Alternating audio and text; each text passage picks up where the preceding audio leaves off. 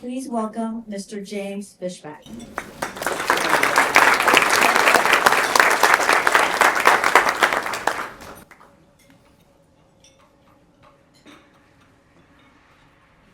on if you want to walk with it.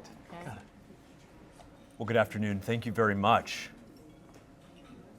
It was rather fitting that we began by reciting the words to the preamble of our Constitution. The Constitution that was decided through rigorous, open, good faith debate in the summer of 1787 in a city called Philadelphia.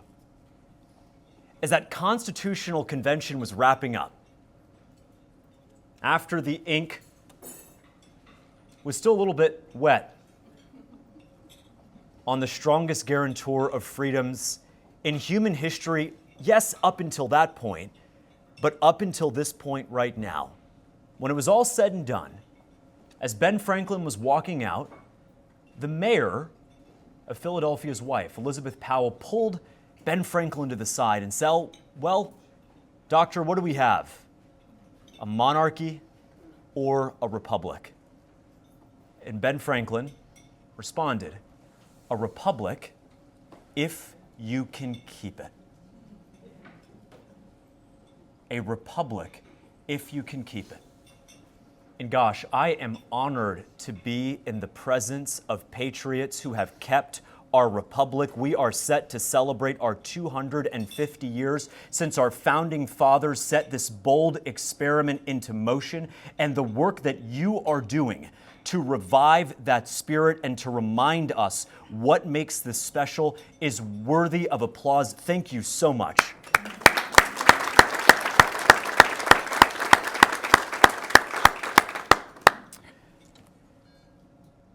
The Lord may not be there when you want him, but he is always on time. And his timing is never to be questioned because it is nothing short of perfection. I mean, imagine, today of all days, we celebrate Charlie Kirk's 32nd birthday. Today of all days, President Trump will award Charlie the Presidential Medal of Freedom. Today of all days, we are gathered, this was planned 6 months ago, to talk about the importance of free speech and open debate. Yes, in America, but at this particular juncture as we approach America 250. In fact, the last conversation I had with Charlie this summer was about Elizabeth Powell pulling Ben Franklin to the side after the Constitutional Convention. And we've heard that word turning point talked about over the last couple of weeks. This is a turning point. This is a turning point. Yes, it is a turning point if we can keep it. It's a turning point if we can remember the wise words of President Reagan in his closing address to the nation in 1989, when he reminded us that we are just one generation away, that we have to fight, that we have to act as if we are 10 points down, that we have to believe in what President Reagan called an informed patriotism. And that's what you all are doing. There's two types of patriotism. There's the patriotism that says, stand for the flag because I said so. Stand for the flag because if you don't, you're going to be disciplined. This is a great country because I said so. No talking back. That is the quick, superficial patriotism. But what the daughters of the American Revolution has been able to instill and inculcate, and dare I even say, incubate, April, is an informed patriotism that, yes, acknowledges our history, the full and complete history, the good, the bad, and the ugly, and is honest that the good is far bigger, far greater than the bad and the ugly that the spin masters and the social media algorithms and the mainstream media would like so many of the next generation to believe. Only 16% of my generation says that they are proud to be an American. Only 16%. That is an abomination. But it is a reminder that the work that you all are doing must continue. And we're not going to get to a revival of patriotism through slogans. We're not going to get to a revival of patriotism by bonking people on the head and saying, stand up for that flag. We have to tell them what that flag stands for. The blood, the sweat, and the tears of our forefathers, of our ancestors that went into this experiment. What makes this country unique above all others. That's what we have to instill in the next generation. And so when you all go out and you bring young people here and award them scholarships for speaking the truth about our history, for celebrating our values, when you go out and meet veterans from Korea, from Vietnam, my own grandfather, a World War II vet, and you meet them at the Sanford Airport, and you give them the homecoming that, let's be honest, they didn't get when they came back after Vietnam. They got spat at. They got disrespected because it was the propaganda press then that told lies about their service. And what you all have done is reminded them that we are nothing without the service of those men and women who have stood in the trenches, who have stood in the threshold and have said, yes, America is worth it.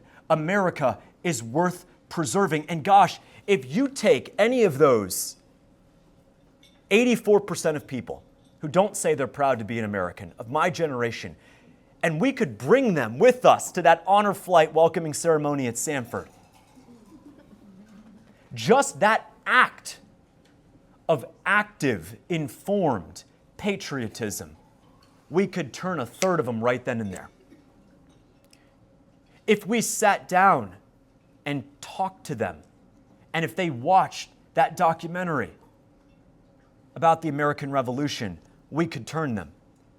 If we reminded them that only in America could Dr. King stand up and say deeply unpopular things at the time to wide swaths of American, but guess what? Our founding fathers, our framers knew that the First Amendment isn't just something to be protected, but to be cherished. If we reminded them the power of open debate, the opening words of, yes, our preamble, but our Declaration of Independence. You know, the Declaration went through a couple edits, but Thomas Jefferson's draft, which didn't make it to its final form, it ended up getting edited by the one and only Ben Franklin. But Jefferson's draft, I thought, really hit the nail on the head. It wasn't, we hold these truths to be self-evident. It was, we hold these truths to be sacred and undeniable. That was Jefferson's edit. And it's true. In many respects, if these truths were self-evident, we didn't need to fight a war over them. If they were so self-evident and so obvious, there should be no consternation, no conflict about them. But it's that these truths were sacred and undeniable, yet were treated without that sanctity. Were treated in a way that denied the fundamental truths that we have all come to know and cherish, which is why we had to declare our independence. I spent the weekend in Jacksonville, at Jacksonville University, with almost 100 students from 17 different counties across our state, rural and urban, students, black and white, the sons and daughters of doctors and lawyers, but yes, the sons and daughters of farmers, of carpenters, of bus drivers, of small business owners all across our state, as they came together and participated in the great American tradition of free speech and open debate. The same open debate that our forefathers used at that summer in Philadelphia in '87 to decide the Constitution. And make no mistake, there was real debate on that floor between the Federalist and the Anti-Federalist, between what kind of government we were going to end up having. And I gotta say, if we would have pulled that room politically, we would have probably gone right down the middle. But the proudest moment this weekend is that before we started our debates about modern-day feminism, before we started our debates about the Middle East, before we started our debate about whether repealing prohibition of all things was a mistake, every single student stood for the Pledge of Allegiance. Every single one. Because they understand that even if we disagree, we don't have to hate one another. That even if we disagree, it doesn't make the other side any less of a patriot, any less of an American. They understand, as Charlie Kirk did, that there were patriots who supported the invasion of Iraq and there were patriots who were opposed to it. There were patriots who have stood with Israel and there were patriots who have stood with those Palestinians. That on every single issue that has defined our country over the past 100 years, dare even the past 250, there have been good people, pardon my phrasing, on both sides. And that's what we are all about at Incubate Debate. Our mission says it all. We are here to challenge young Americans to debate. As I tell our students, let's define our terms as they do with the debate topic. Let's define, what does that really mean? We are here to challenge young Americans to debate. Challenge them is to acknowledge that debate is hard. We don't do these things because they're easy. We do them precisely because they're hard. It is hard in our age to debate when a social media algorithm just takes you down the rabbit hole of whatever trend is popular at the moment, that because you spent a second longer watching a video of a certain political candidate, that the next 6 months of content offered up to you by TikTok or Instagram is going to look a certain way. That most Americans don't actually have the benefit of open debate that you all did. The Foundation for Individual Rights and Expression, FIRE, the leading free speech group here in America, asked college students this year about free speech. And 1 out of 3 college students today says that violence would be acceptable if there were a speaker they disagreed with. College campuses are ground zero for the death of open debate and free speech in America. And I got to tell you, the work that Incubate is doing, maybe there was a time where this work could wait till college, where we could wait to challenge young Americans to debate at college campuses. We cannot wait till that point. This work has to happen at high school and increasingly at the middle school level.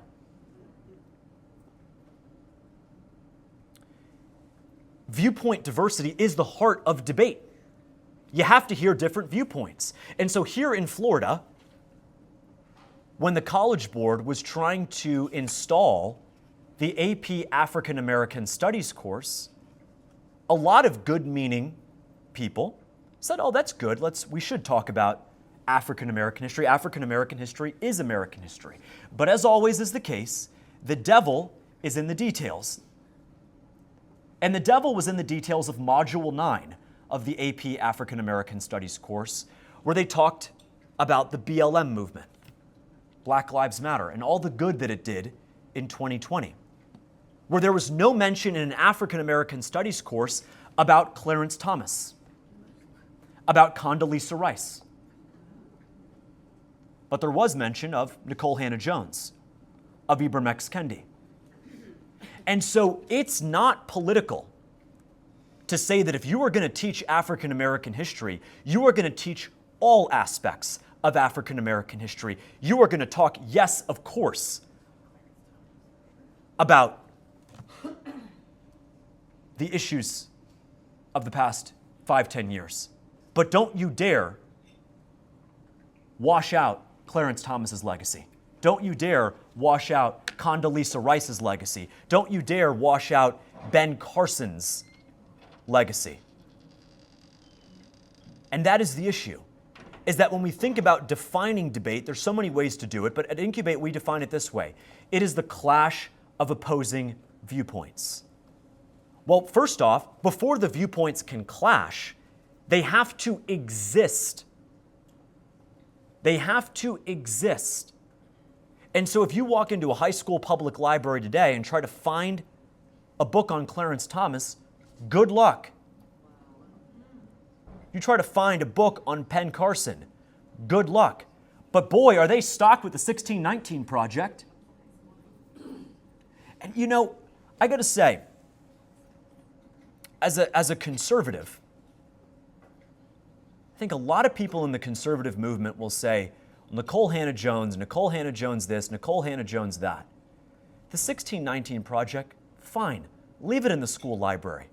But put up documents and books that actually speak to the real history. Wouldn't it be nice to have a student read the 1619 Project and then write a book report on the total and utter ahistorical crap that is? That's what we want to empower. You know, there's two choices here. All right, we have the 1619 Project, which is a total and utter lie. But I want, and I think we all want, a generation of Americans who can read that and actively debunk it.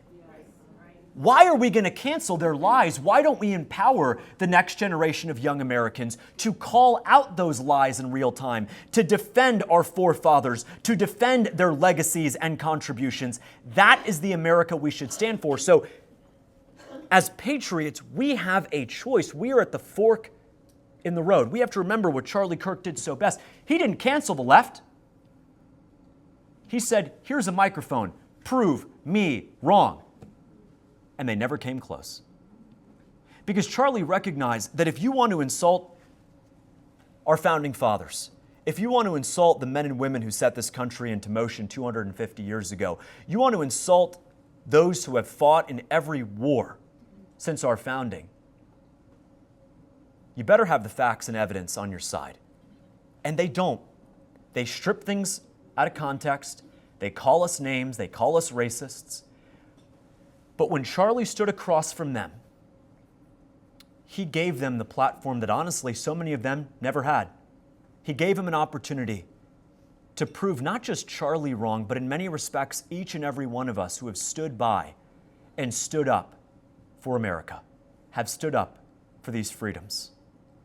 And I think today of all days, we'd be wise to remember that the cancellation and the censorship that so many in our country have trafficked in over the past decade, we, as defenders of this little thing called America, we should remember that cancellation isn't just the wrong thing to do, it is the ineffective thing to do.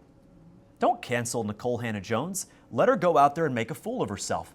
And let some 17-year-old who wins a scholarship in your name be able to debunk every single one of her lies. That is the informed patriotism that I think President Reagan was trying to instill in each and every one of us. That was the informed patriotism that says that if you're going to disrespect our country, we're not going to cancel you. We're not going to censor you. We're not going to take you out of a library. We're not going to cancel your book tour. We're not going to boycott your speech. We're going to ask you a hard-hitting question after it that you won't be able to answer because what you've done, you've spun it, you've lied, and we ought to call that out. And I am proud of what our Incubate Debate students have done. I am grateful to you, April Douglas, for coming out and judging and being impartial to our students, to giving them great feedback. Kathy, thank you so much for being a part of this. High school debate changed my life. I did it just as President Obama took office in 2009. And I had a passion for politics, a passion for what was going on in the country, but I had a stutter. And it turns out if you go to a high school debate tournament every other weekend, that cures you pretty quickly of a stutter. But when I left high school and I came back to be a volunteer judge in Miami, not too far from where I grew up, it turns out that the high school debate that I left and the high school debate that I came back to was very different. As I wrote in the Free Press for Barry Weiss in 2023, at high school debates, debate was no longer allowed. You had judges at these high school debate tournaments, including right here in Florida, and boy, did we have the receipts, telling students in writing before the debates that if they said that capitalism was good, or that Israel had a right to exist, or that America and nationalism was somehow something that would ever be defended, that those students would lose the debates before they even started. Told a young student of mine that had he not criticized the Black Lives Matter movement at a debate, he would have won the round. Told a young girl named Brianna Watley in Broward County, where I grew up, that had she not mentioned President Trump's name, merely mentioned his name, she would have won the debate round.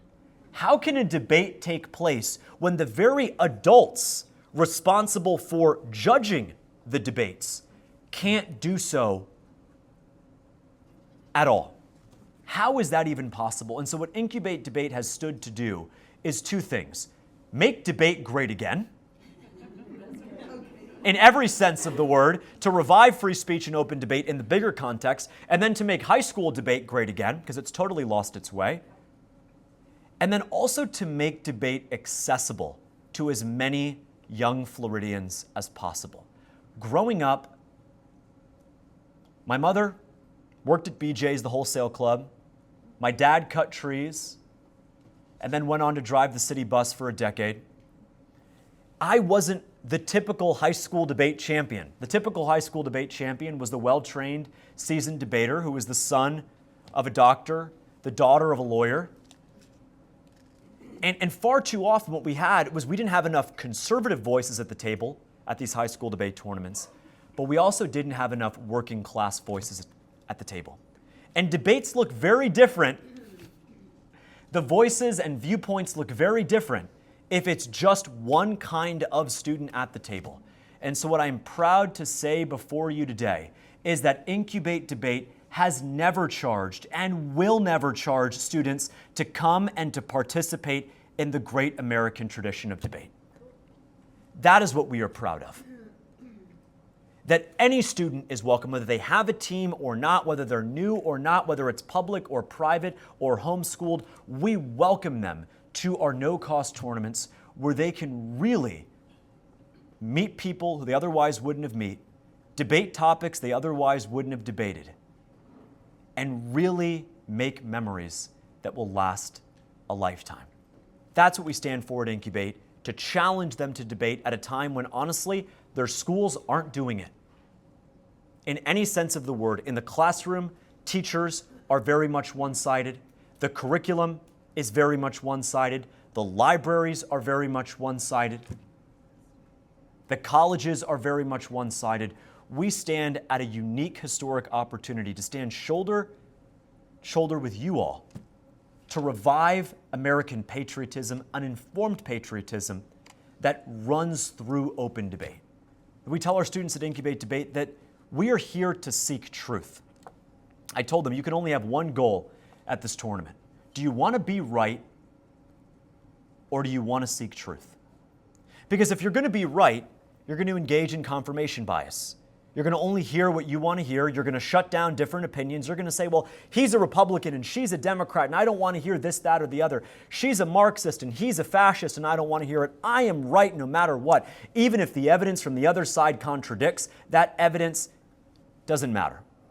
So do you want to be right? Well, that's what being right looks like. Or do you want to seek truth? And seeking truth is not about backing down.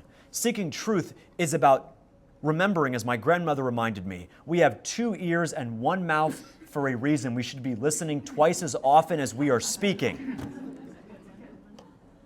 It is to say that if something is contradicted by opposing evidence, even if you came in there with your stern beliefs, even if you thought with every fiber in your being that you were right, if the evidence and the facts tell you that you're wrong, that it's okay to change your mind.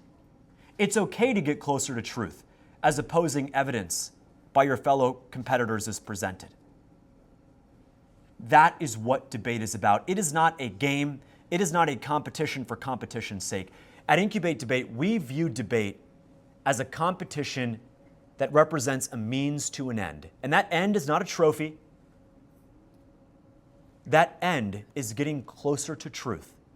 The truth of our nation's history, of our traditions, and what makes America special. And what better way to do that than to participate in the very activity that our founders and framers embraced as they set this great country into motion. Thank you all for what you do. Thank you for keeping our republic.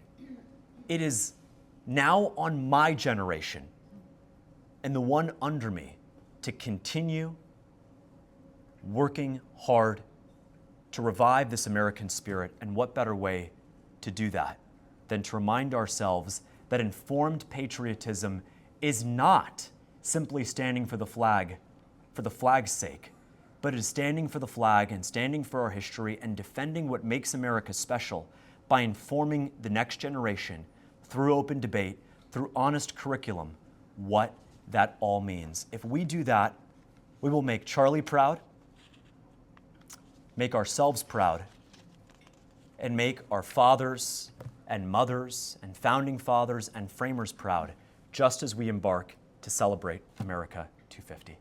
Thank you so much.